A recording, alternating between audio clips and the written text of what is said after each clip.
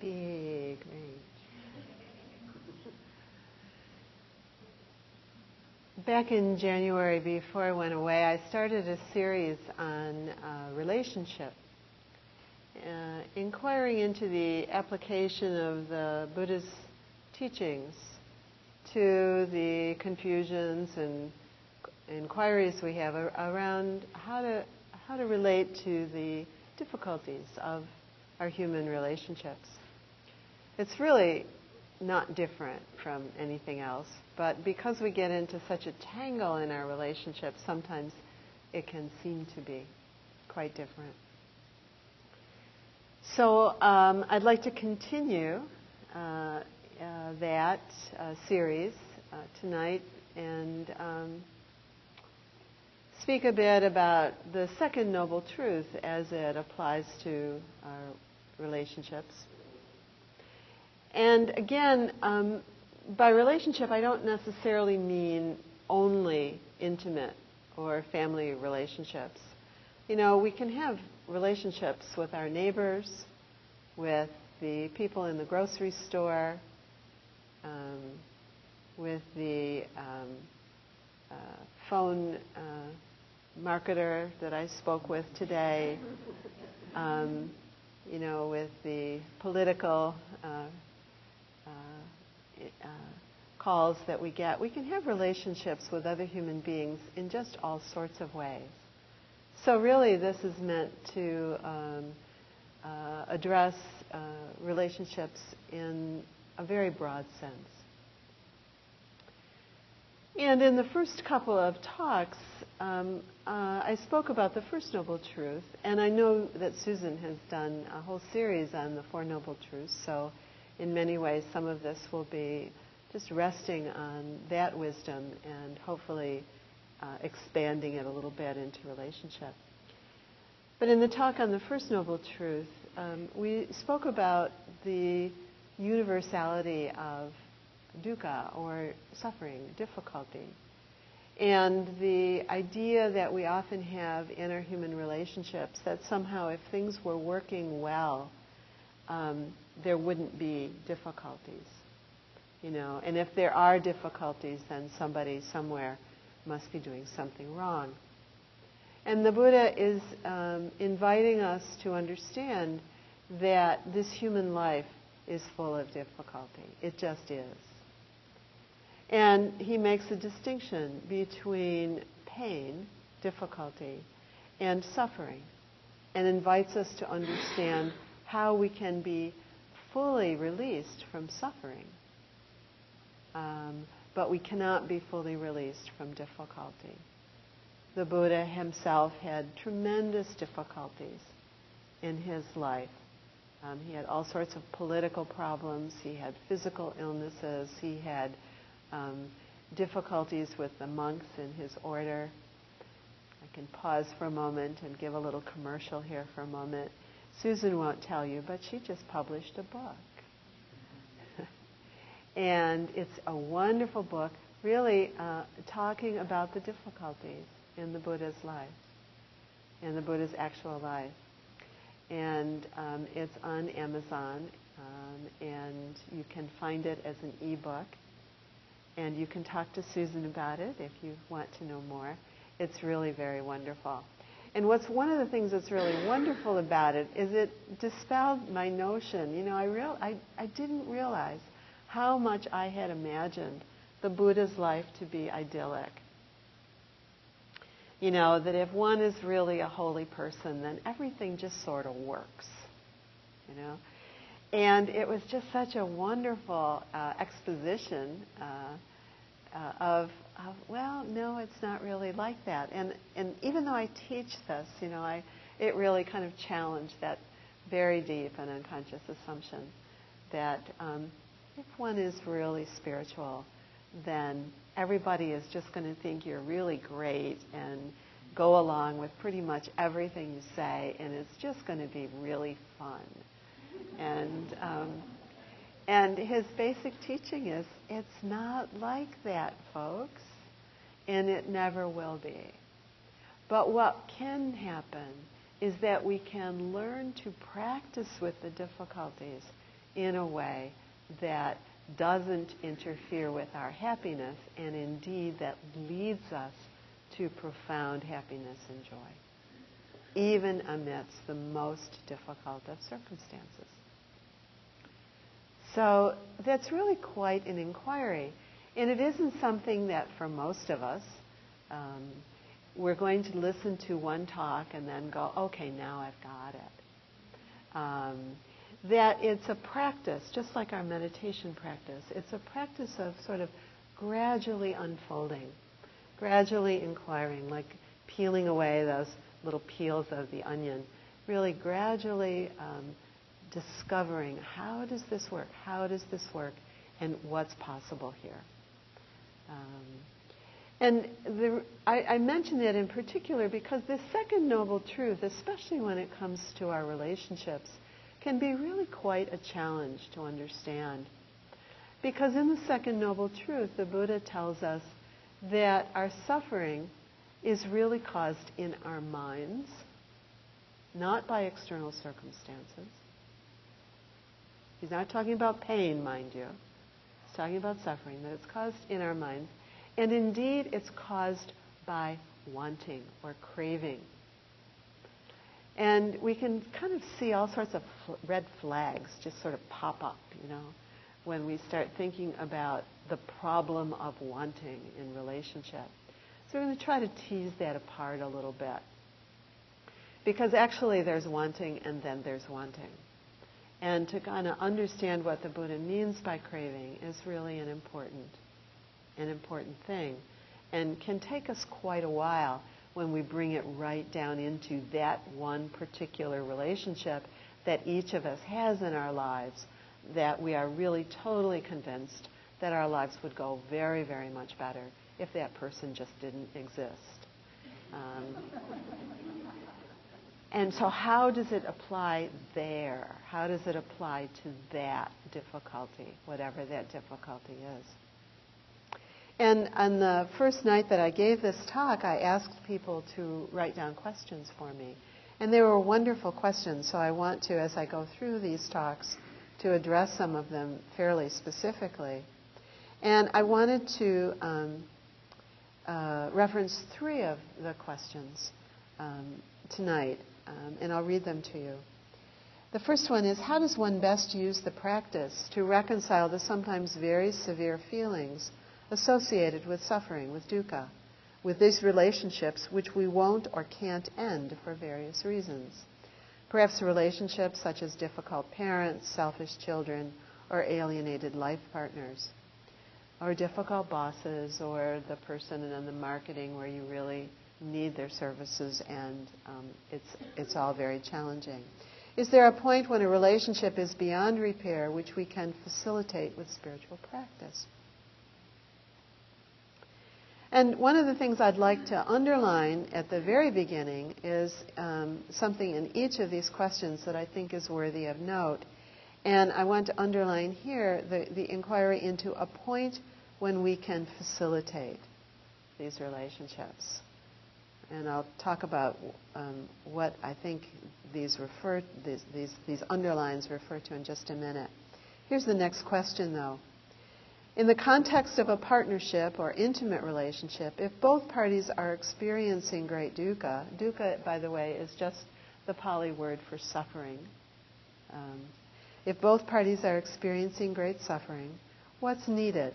What serves in a given moment of unsatisfactoriness? And what I'd like to underline there in that question, just for starters, is the inquiry into what's needed and what serves. And the third question is how to be compassionate with a toxic, volatile family member. And there I'd like to underline how to be compassionate. And I'll come back to these questions, I hope, before I end tonight and address them each very particularly. But the teaching on craving or wanting in the second noble truth, the Buddha says our suffering is caused by craving, by wanting, by craving sensory pleasure, by craving, by insisting that things in our lives be pleasant, by craving existence, In relational terms, we can think of it in terms of by craving existing, being known, being seen, being recognized in the eyes of the other, existing, if you will, in this relationship. And the third is craving non-existence, or craving, if you will, sort of safety, or some sort of refuge, some sort of place where this life isn't difficult. Trying to get away from the difficulties of this human life. So those are the three aspects of craving.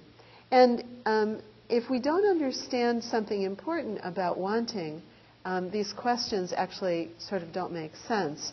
So when I talk about the things that I underlined, a point when we can facilitate, the question about what's needed and what serves, and the question how to be compassionate, the key point there is a quality of wanting that the Buddha describes as wholesome wanting. What serves? How can I facilitate? How can this be workable? How can I be compassionate? There's a quality of wanting there, a quality of desire, if you will, that is a wholesome desire, and that is supported not only by the teachings, but by the practices and by the outcomes. That when we can approach our inquiries with those sorts of questions, there's a tremendously wholesome quality in the questions themselves. How do I facilitate? How do I be compassionate? How do I find something that serves in this very difficult circumstance? The word for that in Pali is chanda. The curious thing is that in English, both tanha, the unwholesome quality of craving, and chanda, the wholesome quality of desire, are translated by the word desire. So sometimes when we read teachings, it can be very confusing because people will talk about eliminating or releasing desire. And so we can be very confused by that if we don't understand that really there's desire and then there's desire. There's desire for the wholesome and then there's desire to murder somebody. And it's a different thing. It's a very different thing. So that the Buddha is inviting us to look into our own minds and hearts and discern the difference. And it sounds like that ought to be fairly easy to do. And we all know, I just heard a over there in the corner, that we all know that it's not so easy. How do I be compassionate with a toxic, volatile family member? How do I do this? And it can be really quite a challenge.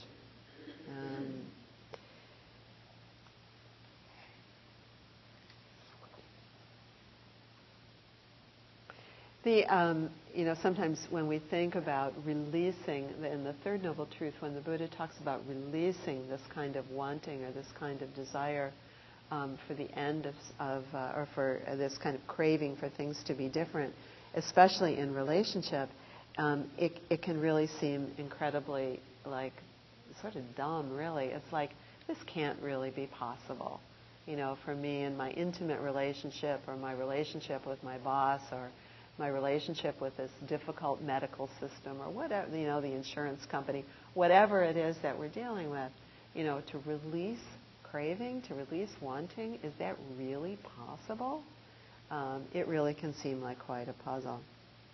So again, it's important that we understand the difference between these two concepts, this chanda, a desire for what, one of the meanings of it is a desire for what is right, meaning what is wholesome, a desire for what is skillful. Can I find what is wholesome? Can I find what leads to liberation for all? Can I find what is skillful? That's chanda. But we get confused. We don't understand, about wanting and wanting. There's that song that is looking for love in all the wrong places. We look for freedom. We look for ease in our relationships in all the wrong places. wrote a piece recently, and a long time ago I gave a talk, some of you may remember it, where I talked about a kind of wanting I had when I was 10 years old, when I told my mother in a rather desperate frame that I desperately needed a pair of silk lounging pajamas. And my happiness in life was dependent upon that because all of my friends had them and I needed them too. And I won't go into the whole story, but this kind of wanting, this kind of, if you will, deluded wanting, this belief that there are certain things, that we have these sort of ideas in our heads that there are certain things that I must have in order for this, for my happiness. And we can see those sorts of ideas and that kind of wanting, that sort of craving in our relationships. There are things that I must have, and if I don't have those things, I cannot be happy and I cannot be at ease in this relationship. So the chanda, the wholesome desire, is a point of choice, a point of wholesome kind of choice.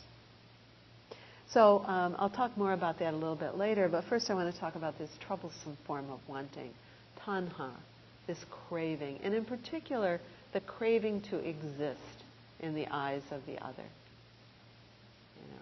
And I think some of the questions actually referred to that sort of a thing. How do I be in a relationship where it's either, in terms of sensory pleasure, where it's either enormously unpleasant with in a relationship that I can't leave for whatever reasons, or a relationship where I'm simply not seen, I'm not recognized, I'm not noticed, I'm not appreciated. And tanha, here's the Buddha on tanha. Bhikkhus, he's talking to the monks who are bhikkhus. He says, there is a noble truth concerning the arising of suffering. It arises with craving, a thirst for more that's bound up with relish and passion and is always running here and there. So a thirst for more that's bound up with passion. I looked up the meaning or some synonyms of the word passion. Agony, ardor, fervor, fire, flare, frenzy. They're in alphabetical order, I see. Heat, indignation, intensity, ire, misery, paroxysm, rage, resentment, torment, suffering, temper, transport, warmth, wrath. This passion. And we recognize those qualities, don't we, sometimes, in our relationships, where there's a wanting, but it's accompanied by one of these flavors of craving, if you will. So even when it's mixed up, sometimes we can notice our wanting that's mixed up with a wholesome wanting. I've had obviously a number of experiences we all have where there was something in our lives, a relationship in our lives, where we really there was a wholesome wanting. We wanted someone maybe to stop drinking. We wanted someone to be healthy. We wanted someone to have a good relationship. We wanted someone to get a job. We wanted to not be on hold on the queue on the telephone. That there was a wanting, but that and it was wholesome. It was perfectly reasonable. It was a wholesome thing. We were wishing actually for something wholesome to happen, but that it was sort of tangled up with passion, where there was an edge to it of, you must. You have to because I say so.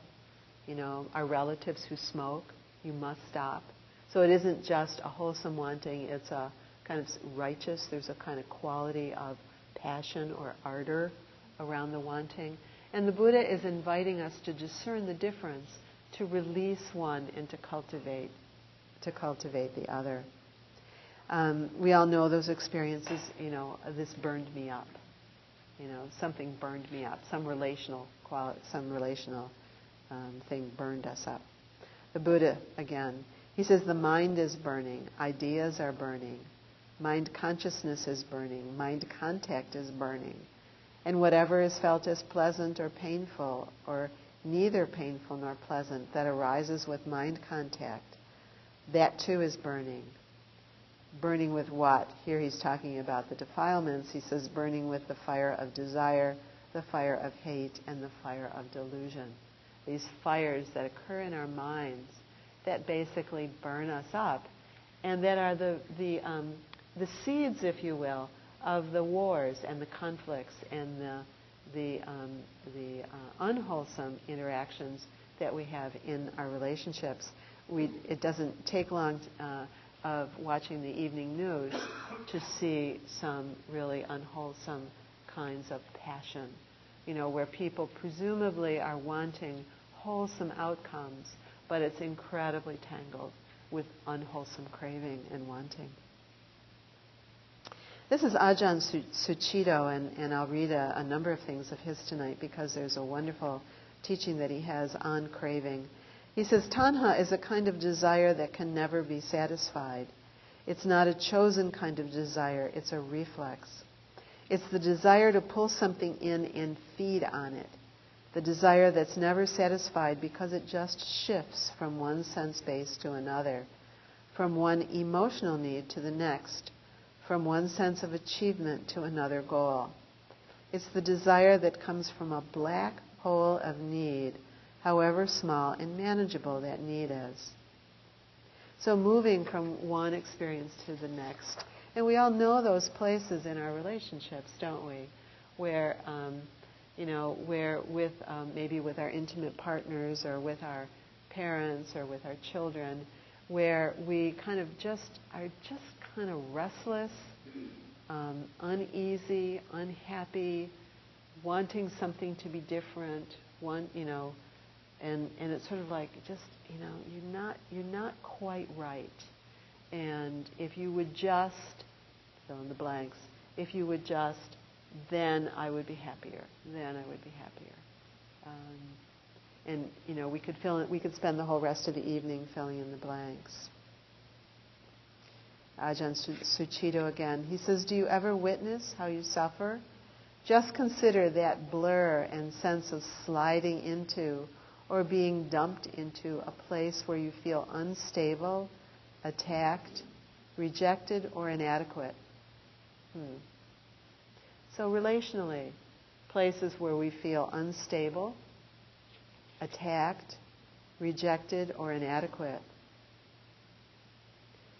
And he invites us to, regardless of the source of that, to really begin to investigate what launches us into the suffering. What is that place where we move from a quality of wholesome wanting into this sort of quality of passion or that wanting that is really kind of like an itch that can never be satisfied.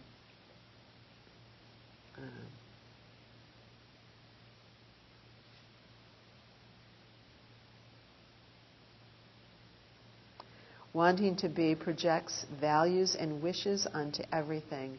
This is wanting to be, craving to be something in the eyes of the other. Wanting to be projects values and wishes onto everything.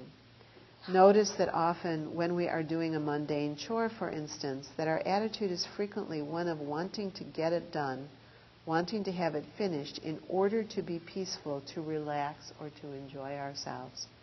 Applying that to our relationships, wanting something to be some particular way so we can relax, so we can enjoy ourselves. This belief that we can't be happy unless that external circumstance is different. Even with respect to ourselves, there can be in relationship with ourselves, there can be an unwholesome quality of wanting. Victor Bird, in some of his teachings, he talks about psychological tanha, if you will, this sort of sense of, in relationship with myself, I would like myself better if, I can't be happy with myself because this thing needs improvement. Again, making the distinction between chanta, some kind of wholesome desire to kind of to have more wholesome skill in our lives, and that kind of passion or that kind of criticism, that kind of burning, that kind of, resistance or dropping into that hole of, yet again, I'm not good enough. So we can have that kind of psychological craving, filling up our bookshelves with self-help books that, if we could just get better, then we could appreciate ourselves, then we could relax. And the Buddha invites us to consider that this human beingness is really kind of mucky. It's not mucky just externally. It's mucky internally. And so part of the practice is indeed cultivating wholesome qualities, but part of the wholesome qualities is cultivating a wholesome acceptance and allowance of this humanness, both internally and externally.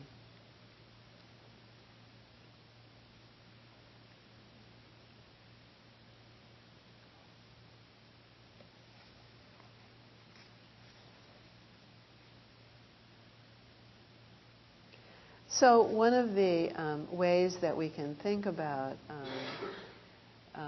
wholesome relationship with wanting is that perhaps all of our practice is a practice of really transforming this tanha, this craving, this passion, this burning, into chanda, a skillful, wholesome, compassionate, loving heart, so that we're in relationship with these other beings, seeing the difficulties, but seeing them with a very spacious and open-heartedness, a very not the kind of pushing or demanding kind of quality. Replacing ignorance with wisdom, and replacing going to war with cultivating peace and compassion. I'm going to go back to the original questions and speak about those for just a minute. So the first question, how does one best use the practice to reconcile the sometimes very severe feelings associated with dukkha with these relationships, which we won't or can't end? Perhaps relationships such as difficult parents, selfish children, or alienated life partners. Is there a point when a relationship is beyond repair, which we can facilitate with spiritual practice? There are a number of things in this question. Some of them I won't address tonight in terms of working with the very severe feelings. But one of the things that really this question invites is a real deep learning that we're not in control.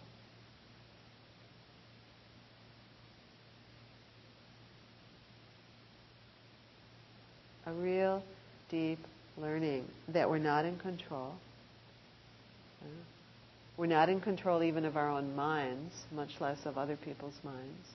We're not in control of other people's behavior. And a real deep learning, a real deep coming into acceptance that we're not in control. To allow the experience of the painfulness of that doesn't mean it's not painful. To see someone we love really suffering, to see someone we love doing things that we think are unwholesome, to even experience unwholesome behavior from someone we love, doesn't mean it's not painful. But we're not in control. And again, I'll talk more about this as we go along in terms of wholesome action. But to really know the experience directly and to investigate clearly, well, what is needed here? And what is needed that can be wholesome? Can we allow ourselves to investigate? So really embedded in this question, which we can facilitate with spiritual practice. Like, if our spiritual practice really is to keep inquiring into the difference between wholesome behavior and unwholesome, then what is wholesome here? So my relative, for example, who smokes, what is wholesome? It doesn't mean it's not unpleasant, but what is wholesome? Or drinks, or does whatever, or, is unwholesome. Now, it might be that we might decide to have some distance from someone who is abusive. But the inquiry is, how do I do that without going to war, without tanha, without the craving and without the passion in my heart and mind? How do I do that in a way that has care and loving kindness with that person? How do I cultivate that? In the context of a partnership or intimate relationship, if both parties are experiencing great dukkha, what's needed? What serves in a given moment of unsatisfactoriness? And again, the answer is embedded in the question. What's needed? What serves? Notice how often we want to know from the outside. We want sort of like, can I just like reach into my pocket here and kind of pull out, oh, this is always what's needed. This is what you do. And it doesn't work like that. Read Susan's book. It didn't work like that even for the Buddha. The question really is to keep inquiring into that question. What's needed? What serves? Not in terms of some particular outcome or wanting, craving some particular outcome, but in terms of like, oh, it has to look like this. But what serves loving kindness? What serves compassion? What serves happiness? What serves my own happiness? What serves freedom? What serves the absence of war? What serves? In an intimate relationship, maybe a divorce serves. In an intimate relationship, maybe something else. But can we keep inquiring into what serves? How to be compassionate with a toxic, volatile family member. Practice. Because the question there, the inquiry is, how to be compassionate? Practice. How do we be compassionate? What is needed for me to practice well? Maybe a bit of distance, so I'm not completely overwhelmed. Maybe a lot of distance, and I send compassion just through the airways. A willingness to do what you can, and a willingness to fail at the rest. A willingness to do what you can, and a willingness to fail at the rest. I remember I had a difficult family member who was quite ill. And for the longest time, I was really suffering quite a lot with how to respond, how to take care of that person. And it finally, as the investigation that I'm talking about finally revealed to me that the way to be in that circumstance, because I had a lot of responsibility for care, the way to be in that circumstance was to be very clear with myself what I could do with an open heart. And to do that and to fail at the rest. And to be willing to fail at the rest. To be willing to kind of accept that I personally was not in charge of the universe and could not make everything work. But that there were some things I could do completely with an open heart. And so my practice over and over and over again was an investigation of where is my open heart here now in this circumstance. What can I do with an open heart? And I'll do that. So it's not a one-size-fits-all investigation. It's an inquiry into what is wholesome, what serves, what is skillful, what is loving, what is compassionate. Because the Buddha's teachings are that it is not the outcome, the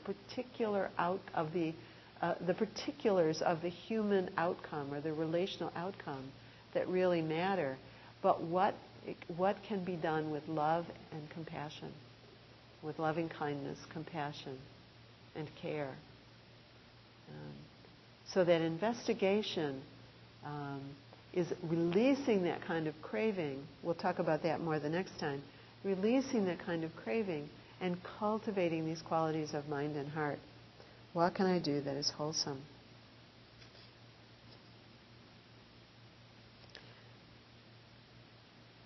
Can we allow ourselves to know dukkha, to really know the experience of pain in our lives? That it's real, it's there for all of us, and it's not a mistake. It's part of being human. Can we allow ourselves to know craving as it arises?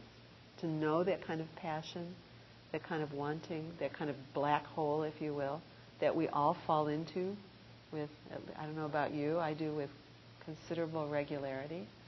Can we know the craving as it arises? Can we accept that about ourselves and the suffering of that? Can we investigate? Can we look to see what's needed, what's wholesome? How do I be with this in a wholesome way? So I'll talk a little bit more about some of the qualities, the additional qualities of mind and heart that keep us caught in tanha, that keep us caught in that craving. So trying to inquire in a bit more of a specific way into these relational tangles. But for starters, we can begin to notice tanha. We can begin to notice in our relationship that craving, that unwholesome craving, if and as it arises. And at the very least, release the craving that we have, that we not have that craving. Because we can then turn on ourselves in that way, in a way that's unwholesome. So can we see it, and can we begin to investigate what's needed here? So we'll continue with this. I'll continue a bit with this next week as we inquire into the application, if you will, of these Four Noble Truths to our human relationships. So thank you.